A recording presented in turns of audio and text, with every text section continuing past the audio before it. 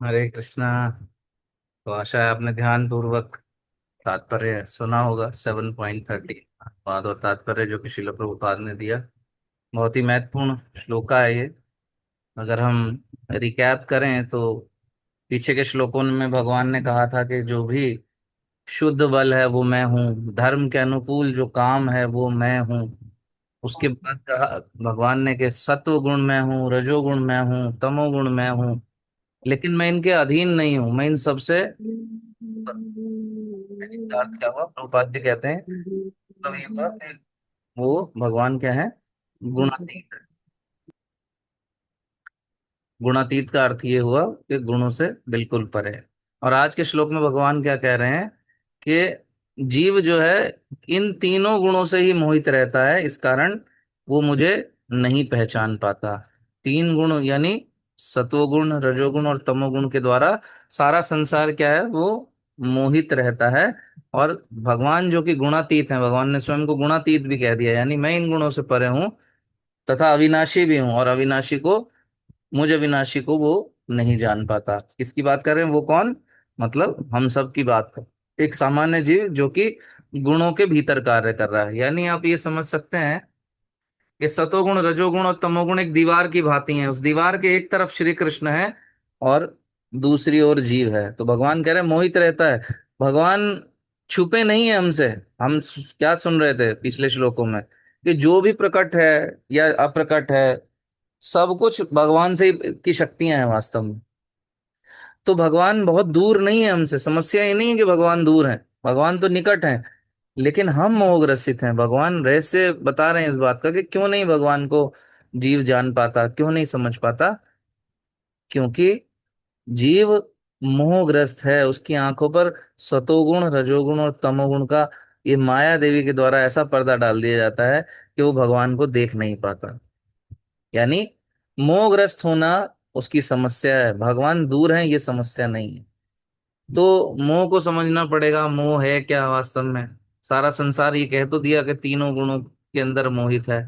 मोह का मतलब यह, पहला, सबसे पहला मोह तो यही है कि हम अपने को आत्मा न समझ के शरीर मान बैठते हैं। यदि भगवत गीता हमें स्मरण कराए कि हम शरीर नहीं आत्मा है, तो हम कुछ देर के लिए याद रख पाते हैं। कोई नियर एंड डियर जान पहचान का व्यक्ति शरीर त्याग कर दे, जब उसको शमशान में जलाया जाता है तो ये बात याद रहती है। लेकिन कब तक? जब तक शमशान के दरवाजे से पुनः व्यक्ति बाहर आता है, कुल्ला करता है, नीम खा लेता है, उसके बाद वापस वो अपने को शरीर मानना शुरू कर देता है। वो आत्मा के स्तर पर थोड़ी देर रहता है, जब तक अंदर वो देह जल रही है, शरीर जल रहा है, तब तक रहता है। लेकिन वास्तव में फिर से वैसा ही जाता है। और क्या लग गया देखो। जी प्रभु।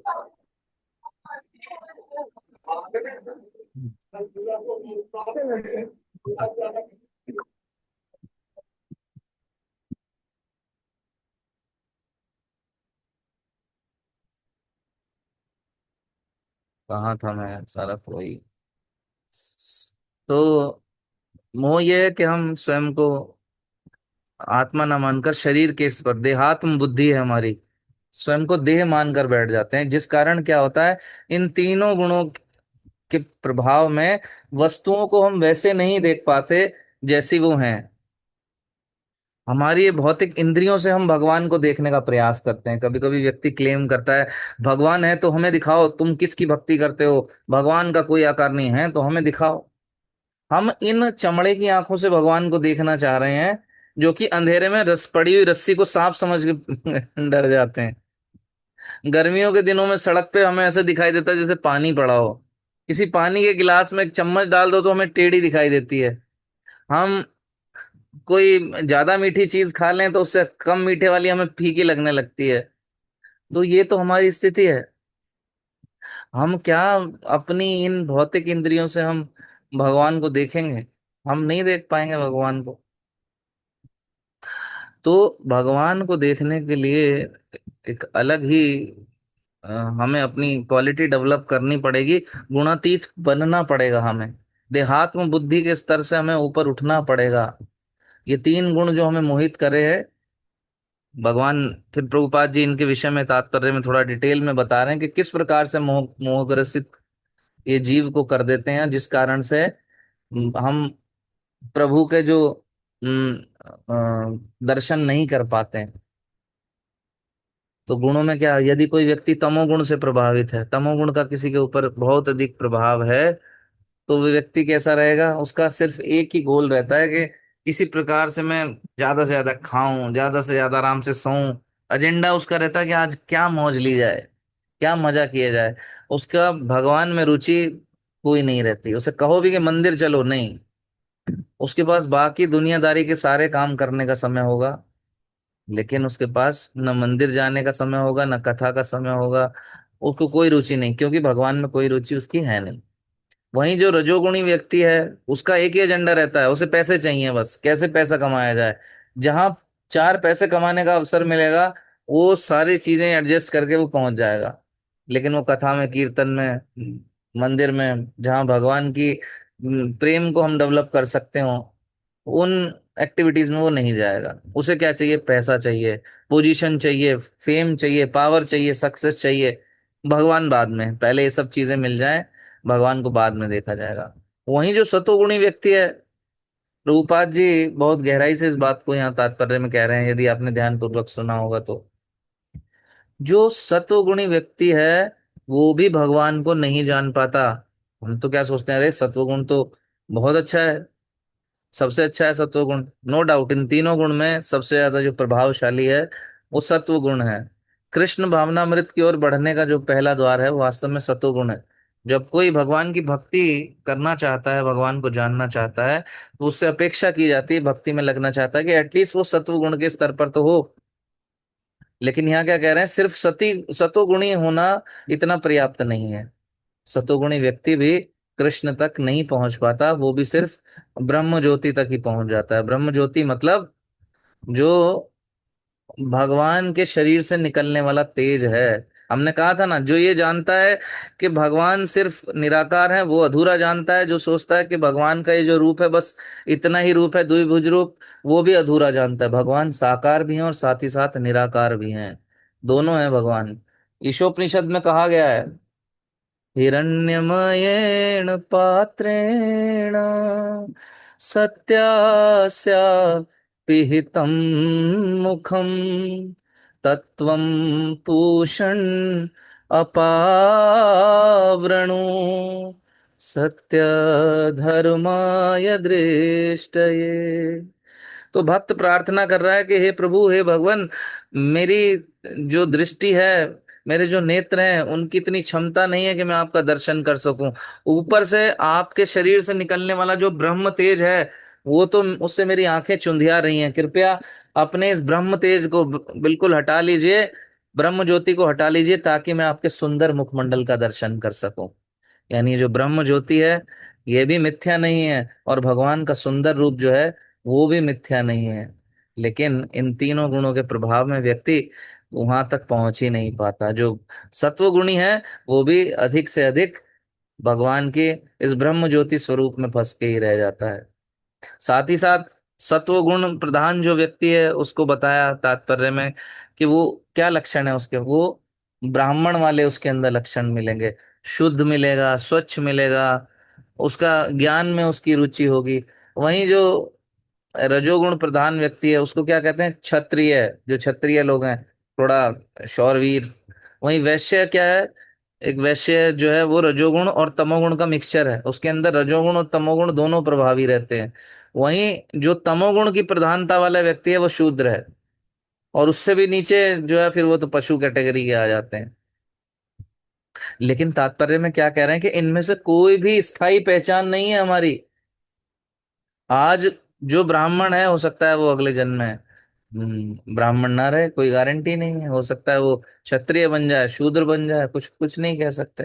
वो कौन से गुणों से प्रभावित हो जाएगा, अपनी कौन सी चेतना, कौन सी इच्छाओं के वशीभूत होकर वो कौन से गुणों को अंगीकार करता है, इस बात पर निर्भर करेगा। आगे अभी नहीं कह सकते हम। और प्रभुपाद जी ने कहा, वास्तव में सबसे बड़ा मोह जो है वो देहात्म बुद्धि ही है। मैं भारतीय हूँ, मैं अमेरिकी हूँ, मैं हिंदू हूँ, मैं मुसलमान हूँ, सारे जहां से अच्छा हिंदुस्तान हमारा। अगले साल कह रहा हूँ, अगले जन्म में पाकिस्तान में हो गए तो वहां गाने लगे, सारे जहां से अच्छा है पाकिस्तान हमारा हमारा। बस ये हो जाएगा फिर। तो प्रभुपाद जी कह रहे हैं सब शरीर की उपाधियां हैं, शरीर की पहचाने हैं ये, आत्मा की नहीं। और हम ये सबसे पहले समझने की आवश्यकता है कि कपड़ा बदलने से व्यक्ति नहीं बदलता, इस शरीर बदलने से आत्मा नहीं बदलती। हमारी असली पहचान क्या है? हमारी असली पहचान है आत्मा। और जब हम इस बात को स्वीकार कर लेते हैं तब हम कह सकते हैं कि हम सत्व गुण में स्थापित होना शुरू हो गए हैं। भक्ति करने का सबसे पहला मूल मंत्र क्या है, पहली रिक्वायरमेंट क्या है? एटलीस्ट हमें सत्व गुण प्रभावी होना चाहिए। हमें स्वच्छता का पालन करें, सुबह जल्दी उठें, नहा धोकर भगवान का नाम जप करें, भगवान को भोग लगाकर प्रसाद पाएं। रुचि हो इस बात में हमारी के नाम जप कैसे अच्छा करूं, भगवान के विषय में जानने की रुचि हो, तो एटलीस्ट हमें इतना तो करना पड़ेगा। तो भगवान यहाँ पर एक और रहस्य खोल रहे हैं श्लोक में कि तमोगुणी जो व्यक्ति है वो भी भगवान को नहीं जान रहा, रजोगुणी भगवान को नहीं जानता, लेकिन जो सत्वगुण का व्यक्ति है वो भी भगवान को नहीं जान पा रहा। किस कारण से? क्योंकि उसको अपने ज्ञान का कहीं कहीं अहंकार हो जाता है। वो शुद्ध भक्ति की ओर अग्रसर ना होकर वो ज्ञान तक ही सीमित रह जाता है। वो उसमें शुद्ध भक्ति में अपनी बुद्धि को लगाना शुरू कर देता है। कहीं कहीं उसका जो भक्तिमय समर्पण होता है, जिसको भगवान कहते हैं कि मुझे समर्पण और प्रेम चाहिए, सत्व गुण में उसकी भी कहीं ना कहीं न्यूनता रहती है और ज्ञान की प्रधानता रहती है। इस कारण वो भगवान के उस सुंदर स्वरूप को नहीं समझ पाता। जबकि भगवान क्या कह रहे हैं कि मेरा तो सुंदर स्वरूप है, वरहा पीढ़म नटवर वपु कर्णयो कर्णिकारम विभ्रदवास कनक कपिसम वजयंतीम च माला। भगवान बता रहे हैं इस बात को, सौंदर्य से पूर्ण है, संपूर्ण ऐश्वर्य है, संपूर्ण बल है, भगवान के पास संपूर्ण यश है, संपूर्ण त्याग है, भगवान अल्टीमेट है। यही भगवान का व्यक्तित्व है। लेकिन व्यक्ति उसको समझ नहीं पा रहा है। क्यों?